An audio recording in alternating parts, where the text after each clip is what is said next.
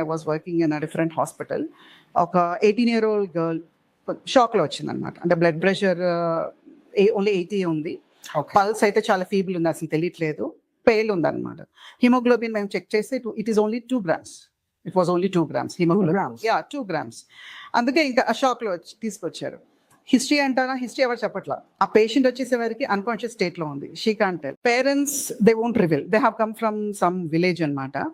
ఏమైందమ్మా అని అంటే, ఏం లేదమ్మా, ఇలాగా పొద్దున్న బాగానే తిన్నది, తినేసిన తర్వాత ఏదో పని చేసుకుంటుంది, కింద పడిపోయిందని చెప్తున్నారే కానీ ఇలాగ ఒకటి జరిగింది, ఇలా ఒకటి రిమూవ్ చేయించాము.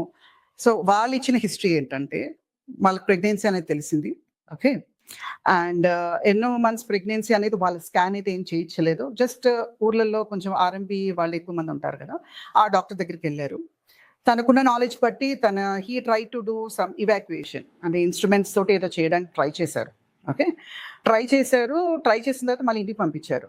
But she has that heavy bleeding. వీళ్ళ హెవీ బ్లీడింగ్కి వీళ్ళు ఏమనుకున్నారంటే, అంటే పేరెంట్స్ ఏమనుకున్నారంటే, ఆ వేస్ట్ బ్లడ్ అంతా రావాలి కదా, ఆ బేబీ పోయిన బ్లడ్ అంతా బయటికి రావాలి కదా, అలా బ్లడ్ వస్తుందేమో అని చెప్పి వదిలేశారు. ఇట్ వాజ్ లైక్ ఒక గంటకే ఒక ప్యాడ్ మార్చే అంత స్థితి అంట, అంత హెవీ బ్లీడింగ్ అయిందంట. సో అలాగే 2 days నుంచి she was bleeding since 2 days.